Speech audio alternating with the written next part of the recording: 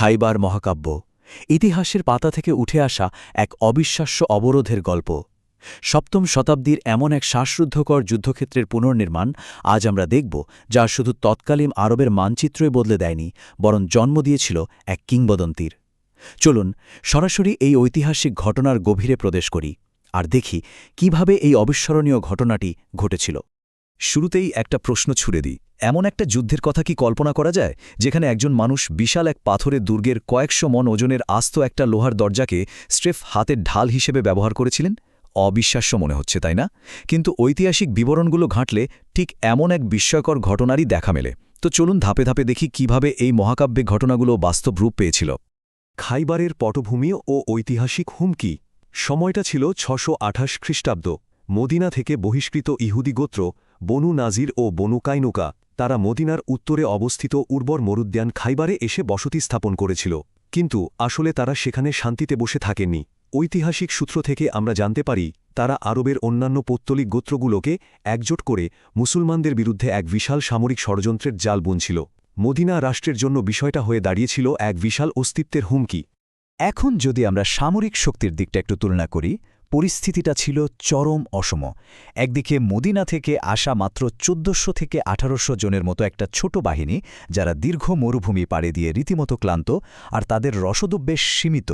অন্যদিকে খাইবারের পক্ষে রয়েছে প্রায় ১০,০০০ সুসজ্জিত এবং পুরোপুরি প্রস্তুত যোদ্ধা। বুঝতে পারছেন, সংখ্যার দিক দিয়ে এবং লজিস্টিক দিক থেকে এটা ছিল প্রায় এক অসম্ভব লড়াই। এরপর আসে কামুস দুর্গের দীর্ঘস্থায়ী অচলাবস্থা। খাইবারের প্রান্তরে পৌঁছানোর পর প্রথম দিকের কিছু দুর্গ হয়তো সহজেই জয় করা গিয়েছিল, কিন্তু যুদ্ধটা একসময় একদম থমকে দাঁড়ায়।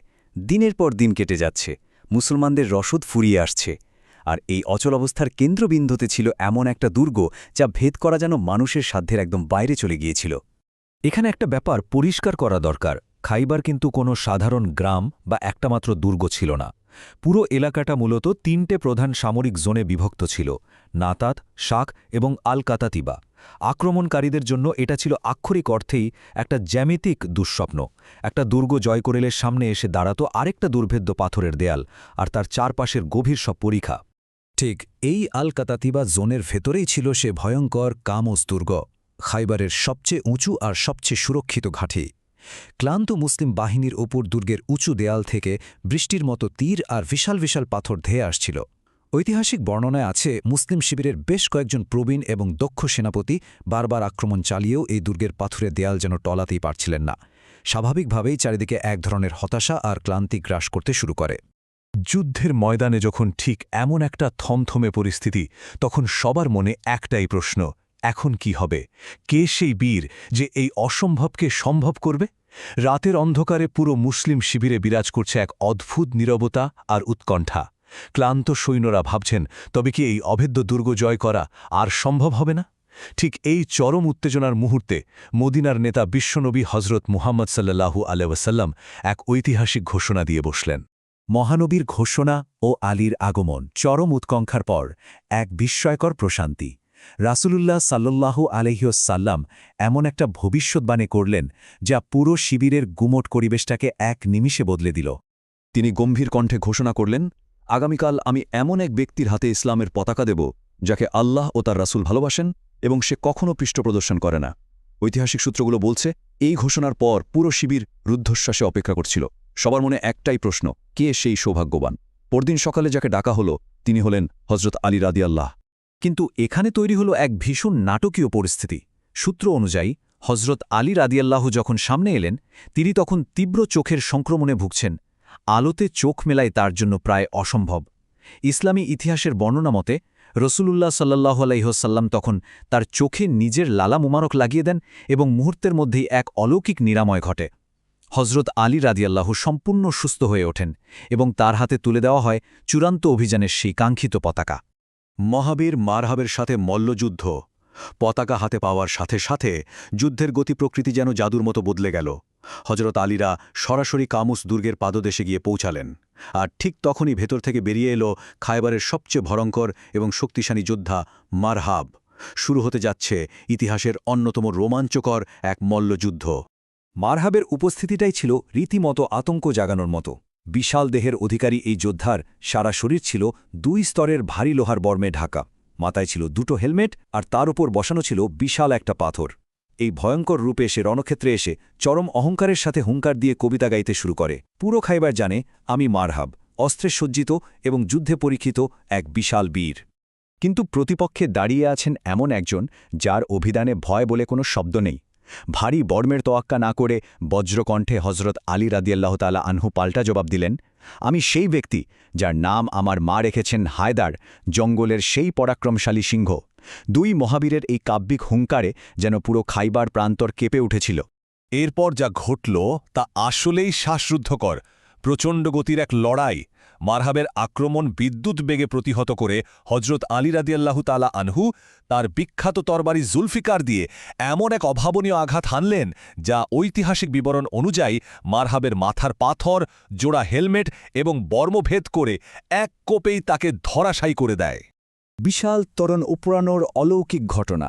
মারহাবের এই নাটকীয় পতনে ইহুদিদের অন্তরাত্মা কেঁপে ওঠে। অহংকারী যোদ্ধারা ভয় পিছু হটে দুর্গের ভেতরে পালিয়ে যায় এবং কামুস দুর্গের বিশাল লোহার তোরণটি ভেতর থেকে শক্ত করে বন্ধ করে দেয়। কিন্তু চমকের তো কেবল শুরু, আসল অলৌকিক ঘটনা এখনও বাকি। যুদ্ধের এই তুমুল পর্যায়ে একটি প্রচণ্ড আঘাতে হজরত আলীর হাতের মূল ঢালটি ছিটকে পড়ে যায়।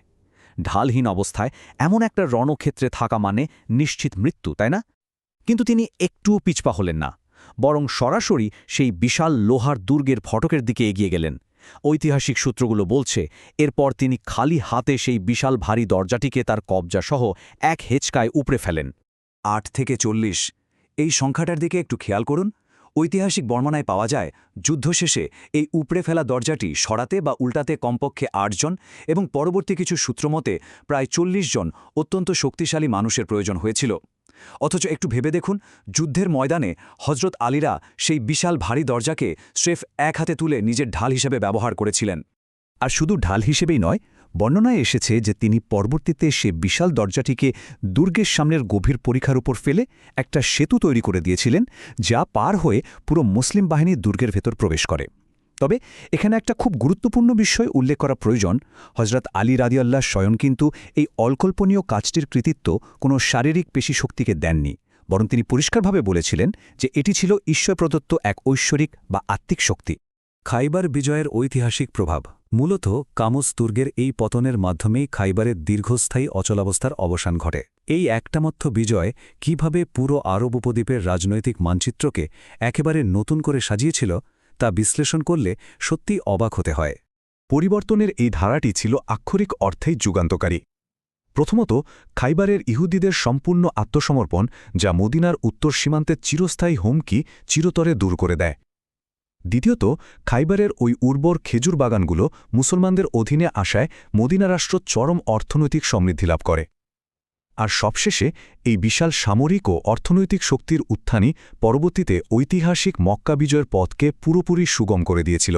সবশেষে ইতিহাসের পাতায় তো আমরা কত শত যুদ্ধের কথাই পড়ি, কিন্তু কিভাবে মাত্র একজন মানুষের নিখাদ বিশ্বাস এবং অসীম বীরত্ব একটি সম্পূর্ণ অঞ্চলের ক্ষমতার ভারসাম্যকে চিরতরে বদলে দিতে পারে?